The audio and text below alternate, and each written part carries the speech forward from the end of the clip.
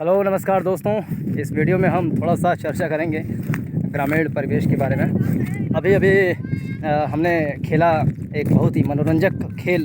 देखिए यहाँ पर कुछ हमारे दोस्त वगैरह लोग खेल रहे हैं। इसको कहा जाता है पदअव्वल वाला खेल। पदअव्वल पदाते हैं इसमें। जैसे मुंशी प्रेमचंद की एक कहानी है गुल्ली डंडा। गुल्ली डंडा कहानी में देखिए ये प्रसंग आता है कि कैसे बचपन में लोग अपने गांव में खेला करते थे। उसके बाद उसमें से एक व्यक्ति जो है कोई इंजीनियर, चीफ़ इंजीनियर बन गया था। तो वो बड़े होने के बाद में जब चीफ़ इंजीनियर बन गया था तो वो अपने शहर चला गया था, यानी मध्यम वर्ग में शामिल हो गया था। लेकिन बड़े होने के बाद में फिर से वो अपने गांव आया था और गुल्ली डंडा खेला था। हालांकि उसके जो बचपन के मित्र थे वो गांव में ही रह गए थे और उनके साथ में सहजतापूर्वक नहीं खेल रहे थे अपने बचपन के दोस्त के साथ में। तो ये गांव में जो है ये सब थोड़ी सहजता, थोड़ी एक जो जीवंतता होती है वो हमें प्राप्त होती है। और यहाँ का जो प्राकृतिक परिवेश है उसमें एक खेलने का, उसका आनंद लेने का, खेत में और नहर वहार पे है ना, बाग बाग में आ करके इसका आनंद लेने का कुछ अपना अलग ही मनोरंजन है। और इन सब का संरक्षण करके इन सब के साथ में जी करके ही सही प्रकार से जीवन जिया जा सकता है। बाकी अगर शहरों की बात करें तो शहर में जैसे कास्त्र करके एक मनोवैज्ञानिक हैं, उन्होंने बताया है कि जो शहरी जीवन होता है उसकी जो संस्कृति होती है उसमें जीवंतता नहीं होती है।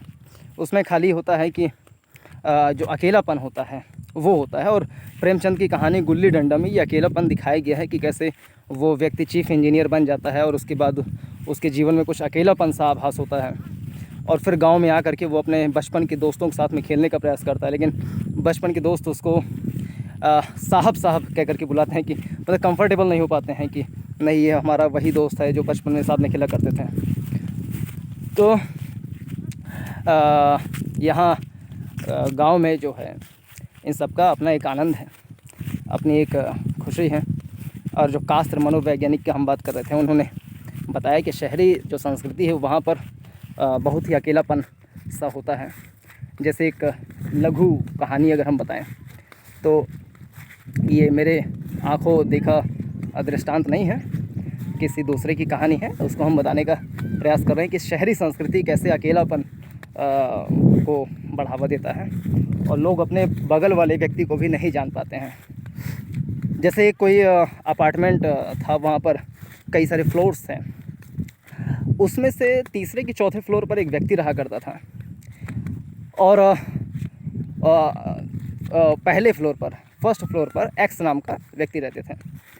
तो एक्स नाम के व्यक्ति वहाँ पर रहा करते थे फर्स्ट फ्लोर पर और वाई नाम का व्यक्ति रहा करता था चौथे फ्लोर पर।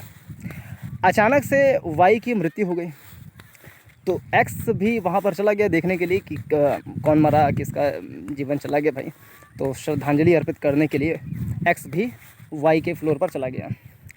तो एक्स सोचा कि यार मैं तो यहीं पर रहता हूँ, पिछले 1 साल से यहीं पर रह रहा हूँ, मैं इस आदमी को मैं देखा नहीं, कौन है ये, कौन है। तो बाद में उनको पता लगा, एक्स को पता लगा कि वाई को वो पिछले 1 साल से फर्स्ट फ्लोर पर रहने के बावजूद भी चौथे फ्लोर पर रहने वाले वाई को एक्स ने नहीं देख पाया। इसके पीछे कारण ये था कि वाई पिछले 2 साल से अपने कमरे से बाहर ही नहीं निकला था। अब सोचिए, एक्स वाई के बारे में नहीं जानता क्योंकि वाई पिछले 2 साल से चौथे फ्लोर से फर्स्ट फ्लोर तक, नीचे ग्राउंड फ्लोर तक आया ही नहीं था। तो कैसे एक्स जान पाता है जो कि पिछले 1 साल से ही रह रहा है वहाँ पर। तो ये कहीं ना कहीं एक अकेलापन। सोचिए 2 साल से कोई व्यक्ति अगर नीचे नहीं उतरा है, अपने कमरे में लगातार है, तो ये this is the symbol of loneliness. तो शहरी संस्कृति जो अर्बन कल्चर होता है वो कहीं ना कहीं इसको बढ़ावा देता है, अकेलेपन को। और अगर जैसे मेट्रो है, शहर में देखें मेट्रो है, मेट्रो में पूरा एकदम मेट्रो आगे से पीछे तक भरा हुआ है मेट्रो, उसमें सब एक दूसरे से चिपके हुए हैं। मेट्रो में ब्रेक लगती है, सब एक साथ धड़ाक से आगे चले जाते हैं। मेट्रो इधर उधर होती है तो सब एक साथ डोलते हैं इधर उधर, है ना, जैसे देखो डोला पूरा धरती ऐसे डोलते हैं। लेकिन वहाँ पर एकदम पास में चिपका व्यक्ति भी किसी दूसरे के बारे में जानने का प्रयास नहीं करता, क्योंकि उसको एक जो एकाकीपन होता है, जो अकेले में रहने की आदत बन जाती है, और कोई दूसरा व्यक्ति उससे कुछ पूछना चाहे तो उसको लगता है, मतलब अनकम्फर्टेबल सा फील होता है कि काहे को पूछ रहे हैं, क्या मतलब है इनको हमसे।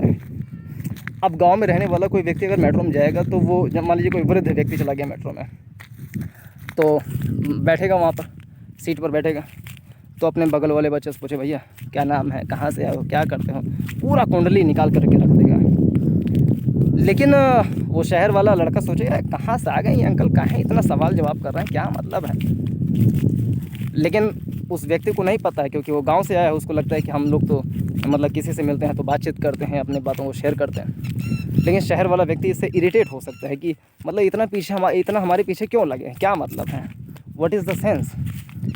तो कुल मिला करके पूरे वीडियो का लब्बो-लुआब ये है, पूरा वीडियो लंबा बनाने क्या अर्थ है, लब्बो-लुआब ये है कि अगर जो व्यक्ति गांव में रह रहे हैं तो उनका पूरा आनंद लें, गांव में जाएं, खेलें कूदें, है ना, गुल्ली डंडा खेलें, पदअव्वल वाला गेम खेलें। पूरी जीवंतता जीवन में बनी रहनी चाहिए। अगर जीवन है तो जीवंतता बनी रहनी चाहिए, अगर लाइफ है तो लाइवलीनेस बनी रहनी चाहिए।